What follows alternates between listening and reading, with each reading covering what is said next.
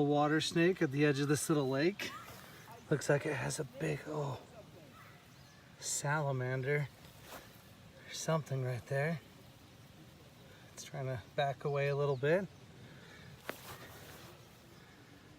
It's trying to go right over the hind back legs.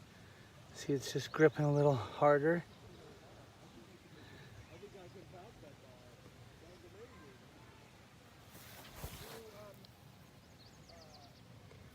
Well, he's slowly moving his lips.